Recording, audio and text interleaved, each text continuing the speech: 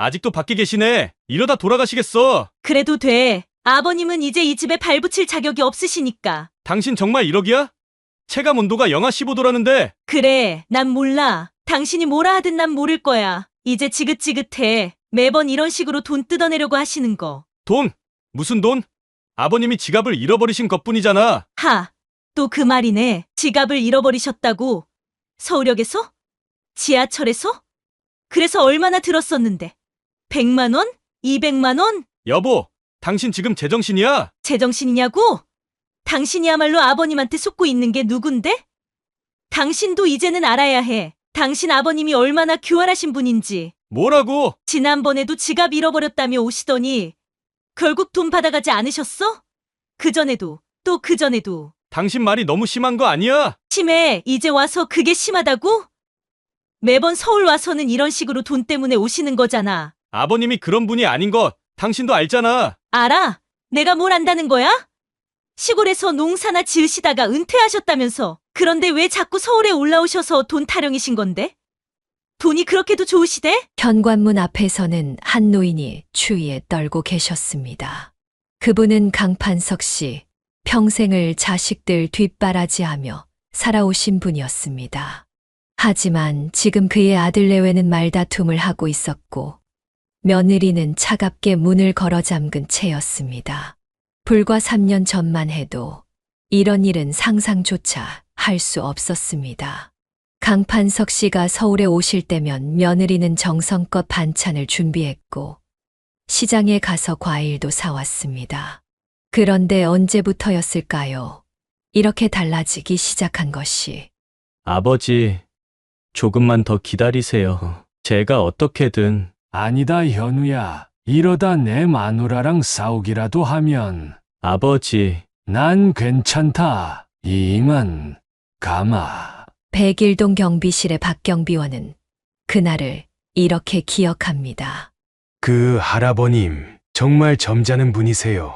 2시간을 그냥 서 계시더라고요. 제가 의자라도 가져다 드릴까 했는데 며느님이 안 된다고 하시더라고요. 그때 할아버님 눈에 눈물이 아직도 그 장면이 잊혀지질 않아요. 옆집 사는 김영순 씨의 증언도 있습니다. 그날 밤에 강 할아버님이 문 앞에서 기다리시는 걸 봤어요. 추운데 얼마나 오래 서 계셨는지 손이 꽁꽁 얼어 있으시더라고요. 내가 우리 집으로 모셔가려고 했는데도 폐 끼치기 싫다면서 한사코 거절하시더라고요. 그리고 그 모습을 지켜보는 아들 현우의 마음은 찢어질 듯 했습니다. 당신, 이게 사람이 할 짓이야? 그럼 뭐? 당신도 알잖아. 지난번에도 돈 때문에 오셨잖아. 아버지가 언제 돈을 달라고 하셨어? 그저 지갑을 잃어버리셨다고 하셨지? 누가 믿겠어. 시골에서 농사 짓는다는 양반이 지갑에 100만 원이나 들고 다닌다고? 그날 밤 결국 강판석 씨는 막내 아들이 잡는 것도 뿌리치고 터미널로 향했습니다. 꽁꽁 언 몸을 이끌고 막차를 타고 시골로 내려가는 내내 그의 머릿속에는 지난날의 기억들이 스쳐 지나갔습니다. 1990년대였죠. 큰아들이 의대에 합격했다는 소식을 들었을 때였습니다. 아버지, 합격했습니다. 정말이가? 근데 등록금이 걱정 말어. 아버지가 어떻게든 해결할 테니까. 그날 밤 강판석 씨는 마을 이장을 찾아갔습니다. 소작하던 논 5마지기를 팔겠다고 했죠. 이장은 말렸습니다. 반석이 그러다 나중에 뭘로 먹고 살려고. 자식 공부가 우선입니다. 제가 더 열심히 일하면 되지요. 새벽 품앗이로 하루를 시작하고 낮에는 자기 농사를 짓고 밤에도 소일거리를 하기 바빴습니다. 아내는 밤늦게까지 이웃집 아기를 봐주고 받은 품삯으로 아들 하숙비를 보탰죠. 작은 아들이 법대에 가겠다고 했을 때도 마찬가지였습니다. 아버지, 저도 서울로 공부하러 가면. 그래, 넌 꿈이 뭐고? 저는 법률가가 되고 싶습니다. 그래, 열심히 해라. 아버지가 있잖냐. 남은 논마지기도 팔았습니다. 이제 겨우 자기 농사 지을 만한 땅만 남았을 때 막내 현우가 회계사가 되고 싶다고 했습니다. 아버지, 제가 회계사 시험을 준비하려고 하는데 그래, 내 꿈을 펼쳐라. 학원비가 많이 들 것 같아서요. 걱정 말어. 아버지가 일하면서 번 돈으로 하면 되지. 그렇게 모든 재산을 자식 교육에 쏟아부었습니다. 새 옷 한 번 제대로 못 입어보고, 노후 준비 한 번 못 해보고, 그저 자식들만 바라보며 살았습니다. 자식들이 하나둘 자리를 잡아갔습니다. 큰아들은 의사가 되어 병원을 개업했고, 작은아들은 법무법인에 취직했습니다. 막내 현우도 회계사 시험에 합격해 좋은 회사에 들어갔죠. 가장 기뻤던 건 자식들 결혼식장에서였습니다. 큰아들 결혼식 때는 처음으로 양복을 맞춰 입었습니다.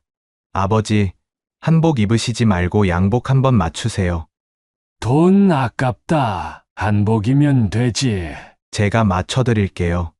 우리 아버지 멋있게 입으셔야죠. 작은아들 결혼식 때는 처음으로 피로 연장 상석에 앉아보기도 했습니다. 아버지, 이제 좀 편하게 사세요. 그래, 너희들 잘 사는 거 보니까 이제 여한이 없다. 그리고 막내 현우의 결혼. 처음 며느리를 봤을 때가 생각납니다. 아버님, 제가 앞으로 잘 모시겠습니다. 그래, 현우랑 잘 살면 된다. 농사 지으시느라 손이 거칠어지셨네요. 제가 로션 꼭 사드릴게요. 아이고 뭐 그런 걸 다. 처음 3년은 정말 좋았습니다. 명절 때마다 맛있는 음식을 해주고, 깍듯이 인사하고, 시골에 내려올 때면 농사일도 도와주겠다고 했죠.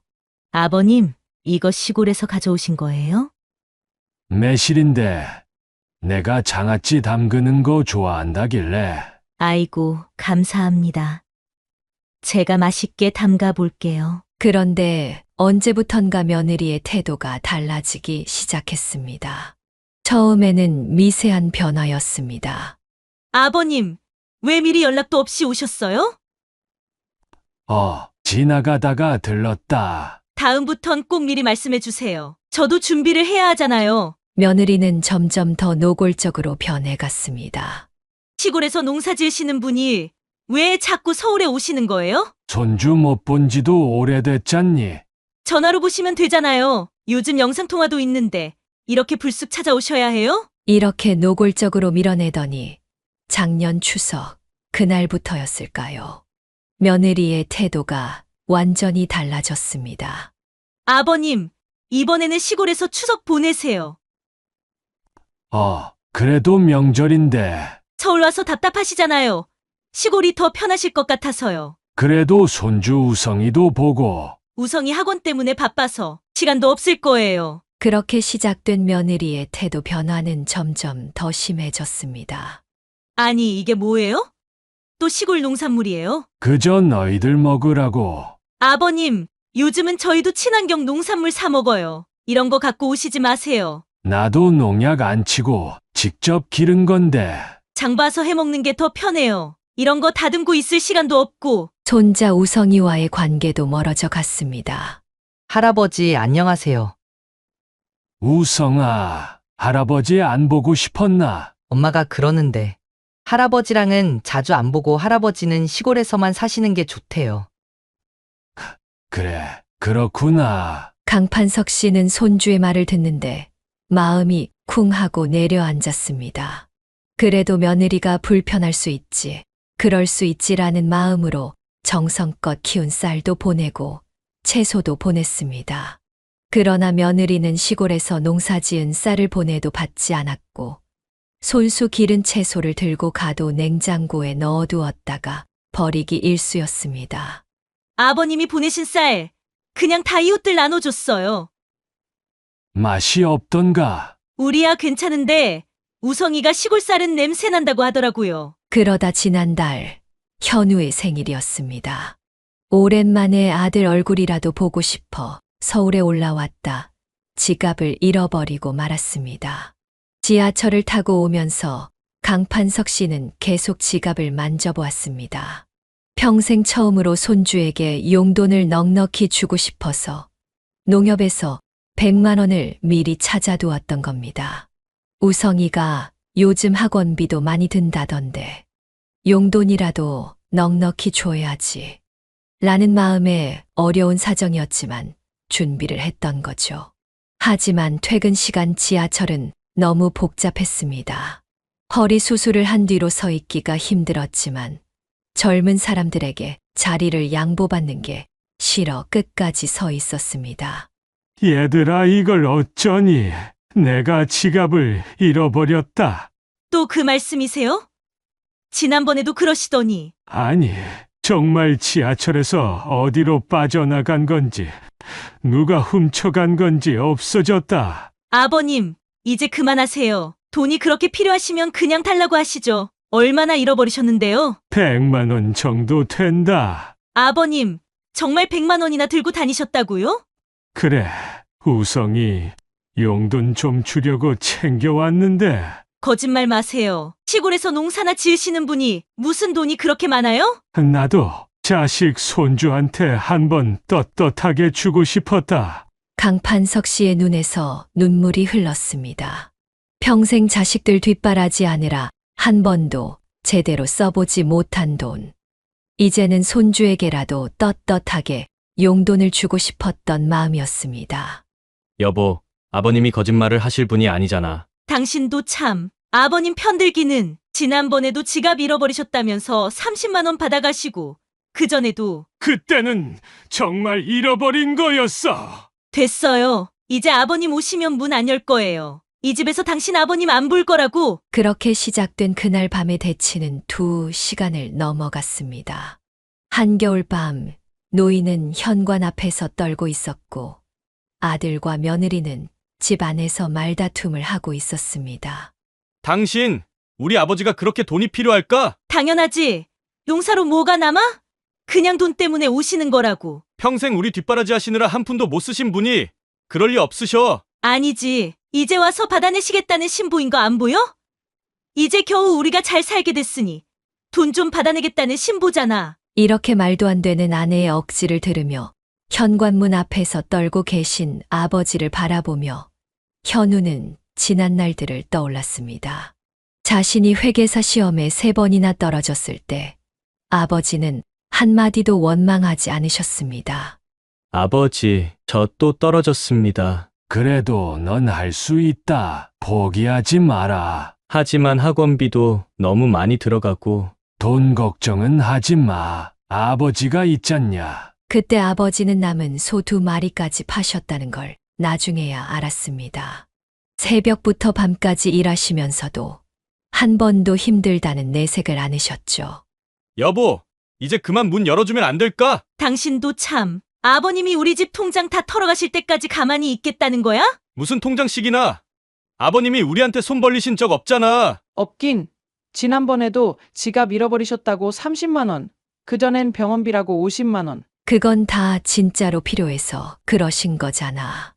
필요한 게 왜 이렇게 많으셔? 갑자기? 밖에서는 경비 아저씨가 안타까운 눈으로 상황을 지켜보고 있었습니다. 강현우 씨, 아버님 연세가 높으신데 이렇게까지 하셔야 돼. 죄송합니다. 제가 어떻게든 모시고 들어갈게요. 빨리 모시고 들어가세요. 체온이 너무 많이 떨어지실 것 같은데. 현관 밖의 온도계는 영하 12도를 가리키고 있었습니다. 아버지의 입김이 하얗게 얼어붙었고 콜록콜록 기침도 심해지셨습니다. 아버지, 제발 들어오세요. 아니다. 이만 가마. 나 때문에 너희 부부 사이까지 안 좋아지면 안 되잖니? 아버지, 난 괜찮다. 너희만 잘 살면 되는 거지. 그 말씀에 아들은 참았던 눈물이 터져 나왔습니다. 자식 농사는 잘 지었다고 항상 자랑스럽게 말씀하시던 아버지. 그런 아버지를 한겨울 찬바람 속에 세워두고 있다는 게 하늘이 무너지는 것 같았습니다. 아버지, 저희 집에서 주무시고 가세요. 아니, 이만 가야지. 이러다 몸이라도 탈나시면 어떡해요? 현우야, 나보다 마누라랑 잘 지내야 한다. 늙은이가 자식들 사이 이간질하면 안 되지. 떨리는 다리를 겨우 이끌고 엘리베이터로 향하시는 아버지의 뒷모습이 너무 초라해 보였습니다. 평생 허리 한 번 펴본 적 없이 자식들을 위해 사신 분인데, 이제는 자식의 집 현관조차 넘지 못하고 쫓겨나다니. 그날 밤, 현우는 아버지를 따라 터미널까지 갔습니다. 아버지, 제가 모셔다 드릴게요.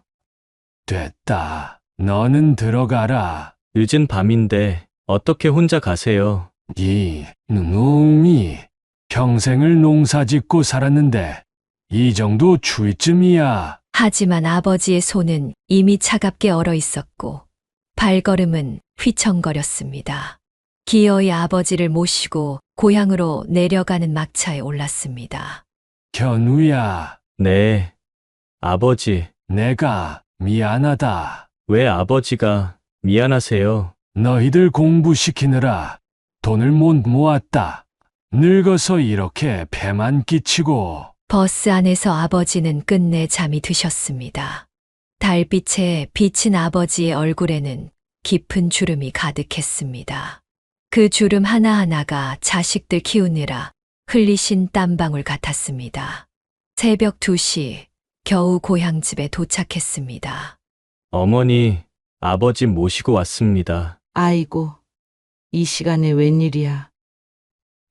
어머니, 죄송합니다. 울었니? 눈이 왜 이렇게 붉어? 그날 이후 현우는 일주일 내내 잠을 이루지 못했습니다. 출근길에 마주치는 나이 드신 분들의 얼굴마다 아버지의 모습이 겹쳐 보였고, 퇴근길에 보는 노부부의 모습에서는 부모님 생각에 가슴이 먹먹해졌습니다.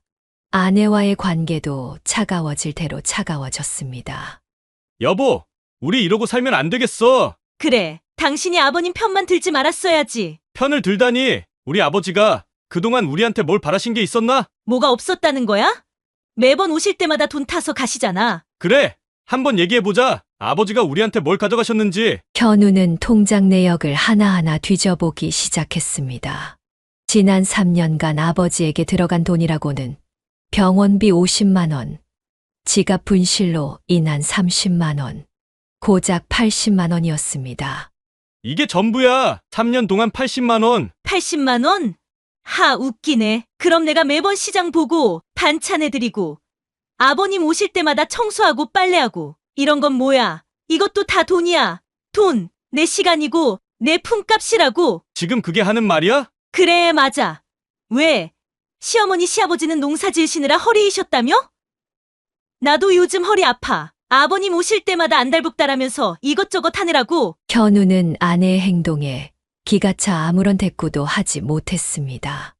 이제 와서 통장 내역은 왜 보는 건데? 돈으로만 따지자는 거야? 그럼 내가 이 집에서 가정부로 일한 품삯도 계산해볼까? 아님 간병인? 당신 정말. 왜 더 말해볼까? 명절 때마다 제사 때마다 음식하고 시댁 친척들 오실 때마다 내가 했던 거 이것도 다 계산할까? 3년이면 시급으로 따져도 1,000만 원은 될 텐데? 당신 지금 농담하는 거지? 농담? 진심이야. 왜 시골에서 농사 지으시는 분들은 그렇게 힘들다면서? 난 뭐야? 나는 이 집에서 공짜로 일하는 무급종업원이야? 아내가 남편한테 품삯을 계산하겠다고? 그럼 당신은 아버님 희생만 얘기하면서 나한텐 뭐야? 나도 내 부모님 놔두고 여기 와서 시집살이 하고 있잖아. 이게 쉬운 줄 알아? 시집살이? 우리 아버님이 당신한테 뭘 잘못하셨는데? 뭘 잘못하셨냐고? 갑자기 불쑥불쑥 오시는 것부터가 잘못이야. 전화 한 통화 없이 와서는 며느리가 집에 있을 거라고 당연히 생각하시고 내가 뭐야? 24시간 대기조야? 현우의 얼굴이 굳어갔습니다. 그리고 말이야, 당신도 알잖아. 우리 아파트 주민들이 얼마나 깐깐한지. 아버님이 오실 때마다 복도에 흙 묻은 신발 자국 때문에 민원 들어오고 경비 아저씨한테 매번 죄송하다 싹싹 빌고 내가 얼마나 스트레스 받는 줄 알아? 그래서 추운 날 현관 앞에 세워두신 거야? 그래, 솔직히 말할게. 나 이제 지쳤어. 시골 냄새나는 채소며 과일이며 들고 오시는 것도 지겨워. 그거 씻고 다듬느라 내가 얼마나. 그 순간 현우가 탁자를 내리쳤습니다. 시골 냄새? 그 시골 냄새 나는 음식 먹고 당신 남편이 이만큼 잘한 거야. 그 흙 묻은 신발로 평생 일하시면서 자식들 키우신 분이야. 흙 묻은 신발이 뭐 어떤데? 그럼 당신이나 잘하지 그래? 왜 매번 나한테만 다 떠맡기는데? 뭘 떠맡겼다는 거야? 아버님 모시는 거. 당신은 회사 다닌다고 편하게 나가면서 나보고는 맨날 시중 들라고 하고 아버님이 오시면 나는 하다못해 화장실도 마음대로 못 가. 그리고 그거 알아? 지난번에 아버님 모시고 마트 갔을 때 계산대 알바생이 나보고 뭐라 했는지 할아버지 모시고 오신 보호자분 이러더라고. 내가 뭐야? 요양보호사야? 견우의 눈에서 불이 일었습니다. 보호자? 당신 입에서 어떻게 그런 말이? 왜? 사실이잖아. 당신은 몰라. 아버님 오시면 우리 집이 어떻게 되는지. TV는 하루 종일 트로트 채널에 고정되어 있어야 되고 거실은 낮잠 때문에 쥐 죽은 듯 조용해야 되고. 그게 그렇게 힘들었어? 힘들었냐고? 말도 마. 친구들도 못 만나고 우성이 학원도 제때 못 보내고 아버님 계시는 동안은 우리 가족 일상이 다 망가진다고. 순간 현우의 손에 들고 있던 통장이 바닥으로 떨어졌습니다. 망가진다. 우리 아버지가 당신 인생을 망가뜨린다고? 그래, 이제 다 말할게. 나는 시골에서 농사 지으시는 시부모님 둔 며느리라고 하면 창피해서 죽겠어. 명절 때 친구들 만나면 다들 시댁이 서울이라느니 해외에 산다느니 난 뭐야? 시골 논둑에 앉아서 밥상 차려야 하는 사람이야? 창피해? 우리 아버지가 당신한테 창피하다고? 그래, 솔직히 말하면 그래. 시댁 자랑 한번 제대로 못 해봤어. 친구들은 시아버님이 교수님이라느니 의사 선생님이라느니 나는 농부라고 해야 돼? 당신도 알잖아. 우리 아파트 사는 사람들 다 인텔리의 전문직들이야. 근데 명절 때 시골에서 올라오시면 엘리베이터에서 마주칠까봐 얼마나 가슴 졸이는 줄 알아? 현우는 아내의 말을 가로막았습니다. 그 엘리베이터, 우리가 지금 살고 있는 이 아파트, 누구 덕에 살고 있는 건데? 뭐, 내가 회계사 시험 떨어졌을 때 다시 공부하라고 남은 논의 속까지 답하신 분이야. 당신이 그렇게 창피해하는 그 농부가 그래서 평생 감사해야 돼. 그 은혜 평생 갚아야 한다고? 이렇게 살아야 한다고? 그때였습니다. 방문이 살짝 열리며 우성이가 고개를 내밀었습니다. 엄마, 아빠, 우성아, 들어가 있어. 할아버지. 할아버지가 우시는 거 봤어. 뭐, 지난번에 엄마가 문 안 열어주실 때 할아버지가 혼자서 우시는 거 봤어. 방이 쥐 죽은 듯 조용해졌습니다. 우성아, 뭐라고? 그때 할아버지가 혼자 중얼거리셨어. 뭐라고? 뭐라고 하셨는데? 내가 이러려고 자식들 키웠나. 이러시면서. 현우는 그 자리에 털썩 주저앉았습니다. 아내의 얼굴도 순간 굳어졌습니다. 그리고 할아버지 주머니에서 뭘 꺼내셨는데 종이 같은 거. 아, 종이. 응, 되게 낡은 종이였어. 근데 거기에 아빠 어릴 때 사진이랑. 우성이는 자기 가방을 뒤적이더니 낡은 종이 한 장을 꺼냈습니다. 현우가 대학 합격했을 때 찍은 사진이었습니다. 사진 뒷면에는 떨리는 글씨체로 쓰여 있었습니다. 현우야, 아버지가 너무 미안하다. 좋은 대학 보내줄 형편도 안 되고 회계사 시험 학원비도 제대로 못 대줘서 그래도 넌 잘 자랐다. 이제 와서 보니 아버지가 해준 게 없구나. 이걸 어떻게... 할아버지가 떨어뜨리셨어. 그때 주우려고 했는데 할아버지가 먼저 가셔서. 그리고 엄마, 또 뭐? 할아버지가 지난번에 우리 집 오셨을 때 내 책상에 몰래 뭘 놓고 가셨어. 봉투 하나. 우성이는 책상 서랍에서 낡은 봉투를 꺼냈습니다. 거기엔 한 달 전 아버지가 오셨다가 돌아가신 날짜가 적혀 있었습니다. 이게 뭐야? 우성아, 돈이에요. 할아버지가 주신 얼마인데? 100만 원이요. 근데 쪽지도 있었어요. 우성이가 꺼낸 쪽지에는 서툰 글씨체로 이렇게 적혀 있었습니다. 우성이 손주야, 할아버지가 농사지어서 번 돈이다. 내 학원비에 보태 쓰라고 할머니도 몰래 모아둔 거야. 근데 이걸 줄 타이밍을 못 찾아서 미안하구나. 할아버지가 시골 늙은이라 손주한테 체면이 안 서나 보다. 현우의 눈에서 눈물이 흘렀습니다. 그렇게 힘들게 모으신 돈을 우성이한테... 아버님이 그렇게까지 하실 필요가 없지 않아? 필요가 없었다고? 지금도 당신은 그런 생각만 하는 거야? 그럼 뭐, 이제 와서 나보고 무릎까지 꿇으라고? 나도 할 만큼 했어. 시골 왔다 갔다 하면서 매번 시중 들고 당신은 여전히. 현우는 한숨을 깊게 내쉬었습니다. 아내의 태도는 여전했습니다. 나 내일 시골 내려갈 거야. 또 아버님 편들러? 그래 가봐. 어차피 당신 눈에는 내가 나쁜 며느리고 아버님은 완벽한 분이시니까. 당신, 정말. 왜? 내가 틀린 말 했어?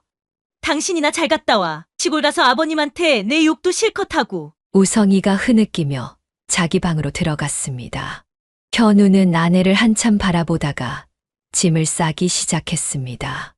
난 더 이상 못 참겠어. 그래, 가봐. 당신 같은 효자 아들이 시골 가서 아버님 모시고 사는 게 나을지도 모르지. 그날 밤 현우는 아버지께 전화를 걸었습니다. 아버지. 현우야, 이 시간에 웬일이고? 아버지, 제가 내일 내려갈게요. 왜 무슨 일 있니? 그냥 아버지 얼굴 좀 뵈려고요. 너 울었나? 마누라랑 싸웠구나. 아버지, 죄송해요. 내가 왜 미안하다 하나? 늙은이가 자식들 신경 쓰이게 해서 미안하지. 전화기 너머로 들려오는 아버지의 목소리가 떨렸습니다. 내일 첫 차로 갈게요. 오지 마라. 너만 더 힘들어진다. 아버지.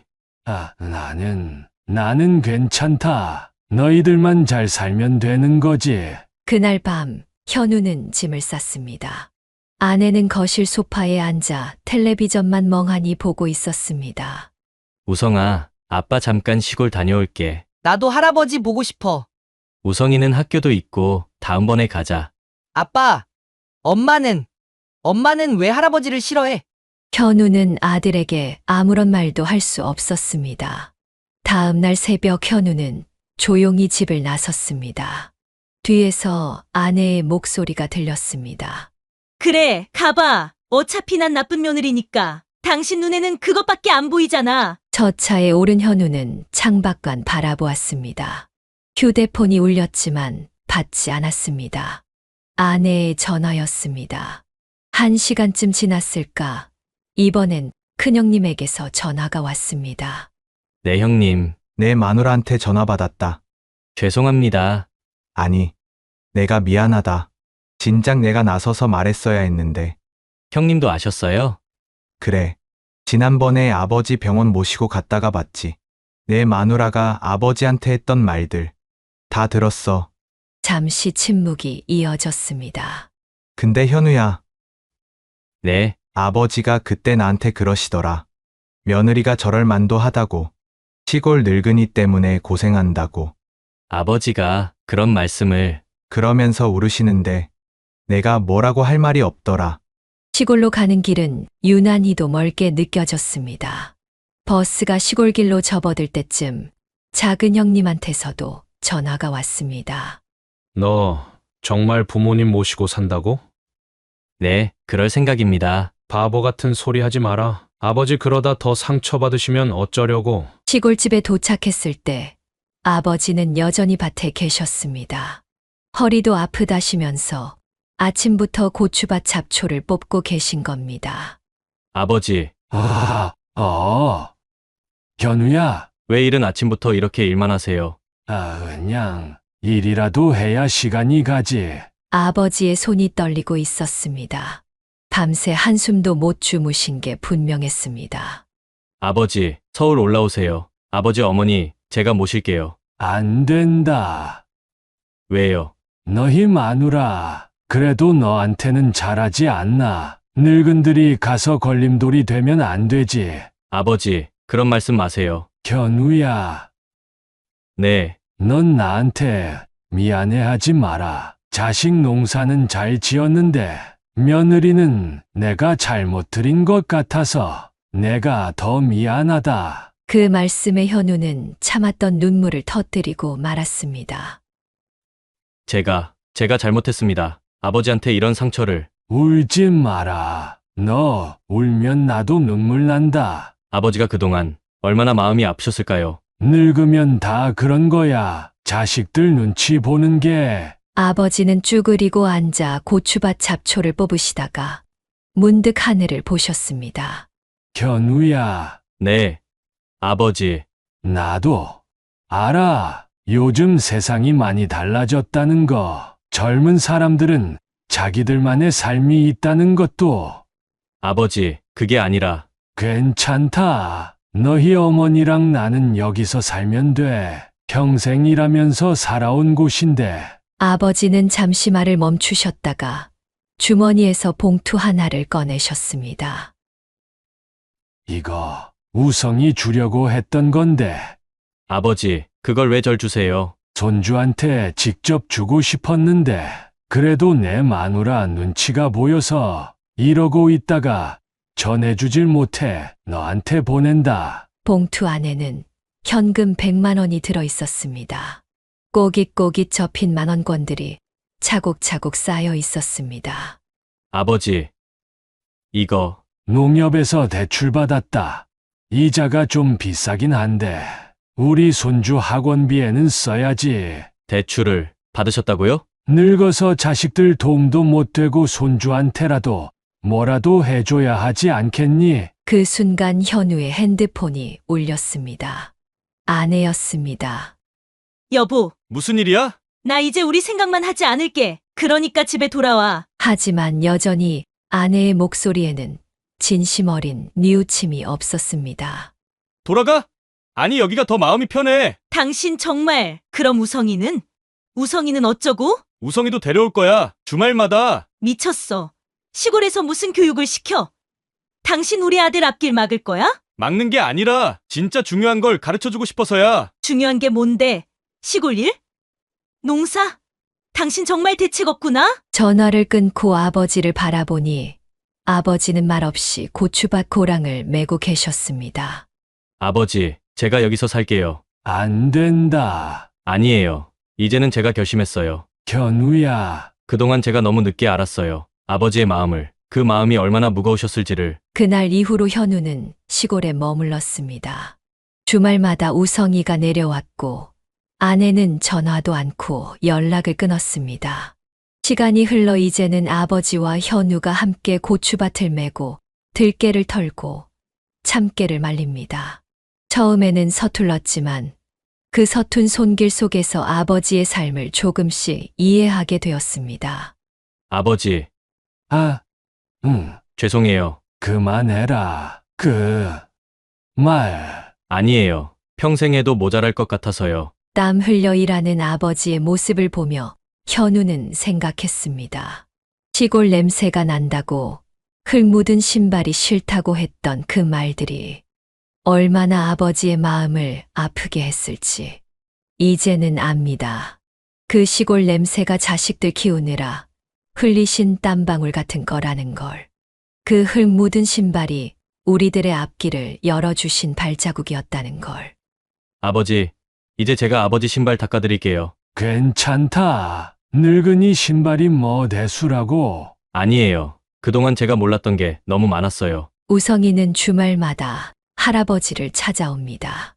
처음에는 심심하다고 답답하다고 투정도 부렸지만 이제는 할아버지와 함께 밭에 나가는 것을 즐거워합니다. 할아버지, 이상추는 언제 따요? 어디 보자. 이제 다 자랐구나. 와, 제가 딸게요. 그래. 우리 손주가 직접 딴 상추는 더 맛있을 거야. 아내는 여전히 연락이 없습니다. 가끔 우성이를 데리러 오지만 마당 끝까지만 차를 대고 멀리서 기다립니다. 그래도 괜찮습니다. 언젠가는 이 마당 끝에서 조금 더 안으로 들어올 수 있지 않을까요? 현우야. 네, 아버지. 너는 후회 안 하나? 후회요? 그래. 이렇게 시골서 늙은이랑 살면서. 아버지, 이제야 제가 진짜 사람답게 사는 것 같아요. 저녁이 되면 마당에 앉아 아버지와 막걸리 한 잔을 기울입니다. 서울에서는 한 번도 못 가졌던 시간들. 매일 밤 아버지의 이야기를 들으며 현우는 생각합니다. 돈이 전부가 아니란 걸. 명예나 체면보다 소중한 게 있다는 걸. 그리고 무엇보다 부모님의 사랑이 얼마나 큰 것인지를. 여러분의 부모님은 지금 어디에 계신가요? 혹시 지금도 시골 어딘가에서 자식 걱정하며 하루하루를 보내고 계시지는 않나요? 세월이 가면 갈수록 우리는 더 바빠지고 더 복잡한 삶을 살아갑니다. 그 속에서 우리는 너무 쉽게 잊어버립니다. 부모님의 주름살 하나하나가 우리를 위한 것이었다는 걸. 그분들의 거친 손마디가 우리의 미래를 만들어 주셨다는 걸. 오늘도 어디선가 자식을 그리워하며 밭을 메시는 부모님들이 계십니다. 그분들의 마음에 더 이상 멍이 들지 않게 해주세요. 그분들의 눈가에 더 이상 눈물이 맺히지 않게 해주세요. 세월이 흘러도 변치 않는 부모님의 사랑. 그 사랑을 이제는 우리가 돌려드릴 때입니다. 세월이 우리에게 준 선물, 당신의 이야기를 전하는 세월의 지혜였습니다. 좋아요와 구독, 알림 설정은 더 많은 이야기를 전할 수 있는 힘이 됩니다. 다음 영상에서 또 만나요. 감사합니다.